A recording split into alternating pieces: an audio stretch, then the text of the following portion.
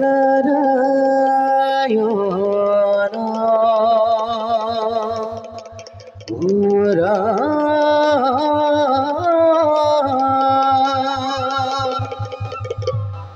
কি খবর হরি রাম রাম কি খবর হরি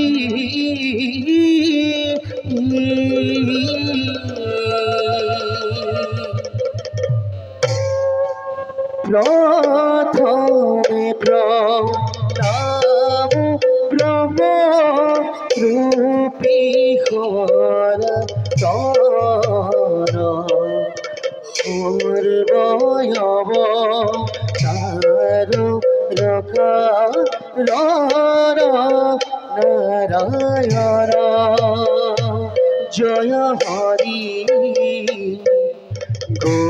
গোবিন্দ নারায়ণ রাম তুজুরা কমলত ব্রহ্মা ভৈরা যাত যুগে যুগে তার ধরা অক্ষত জয় হরি গোবিন্দ নারায়ণ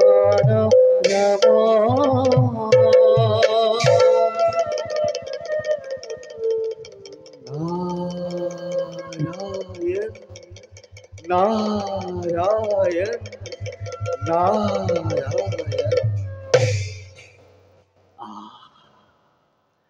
আজ মোর পরম সৌভাগ্য স্বয়ং বৈকুণ্ঠপতি নারায়ণ পালতনিকন হে বিশ্ব ব্রহ্মাণ্ডর গৰাকী এই প্ৰভু কমল লোচন এই নিষ্কিন নাৰদৰ প্ৰণিপাত কৰিব গ্ৰহণ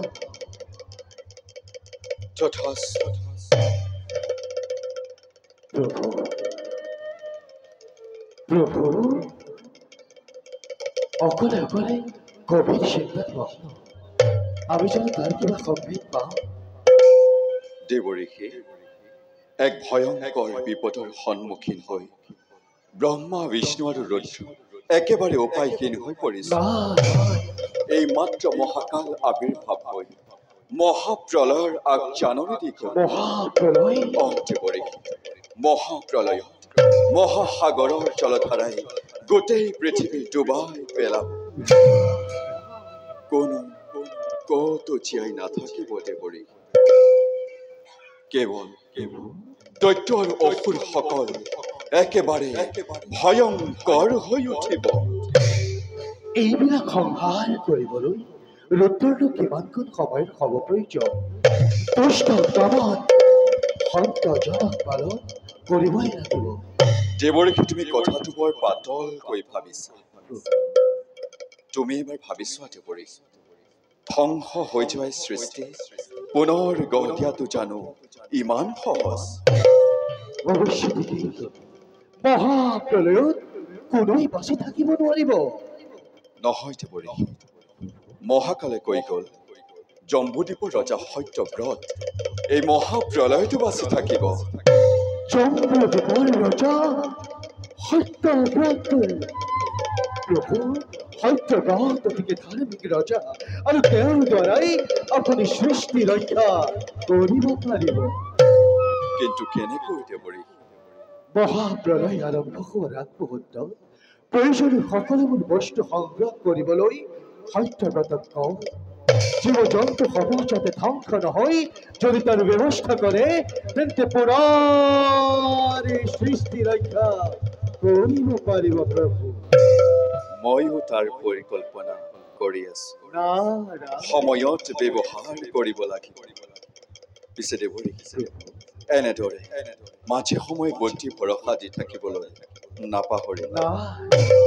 যোৱা দেৱঋষি এই বাৰ্তা তুমি মৰ্ত্যৰ নৰসমাজক দিয়াগৈ প্ৰভুৰ লীলা সদায় সমাধি হৈ যাব নিত্য নাদ বৰ্গ পুৰুষত সব শ্ৰীচৰণত জনাই গণিবা এবেদাকে মানি সুবিধা যোৱা দেৱৰী বিচলিত নোহোৱা যেন নিজ কৰ্তব্যৰ পৰা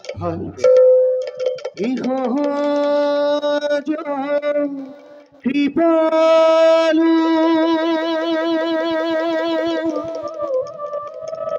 গুণক প্ৰকাশিয়ে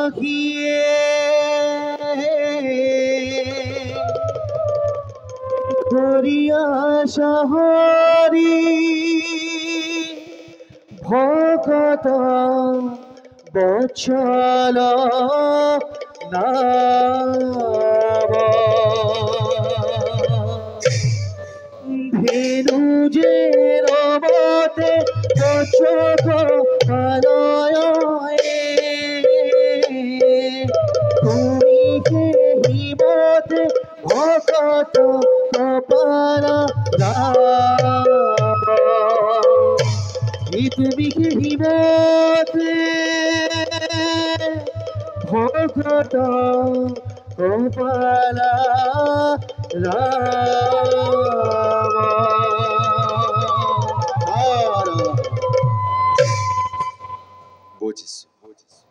বুজিছো ভালদৰে আমাৰ অৱতাৰৰ ক্ষণ হৈছে সমাগত যাওঁ এবে নিজ কৰ্তব্যত সৱগ্ৰসৰ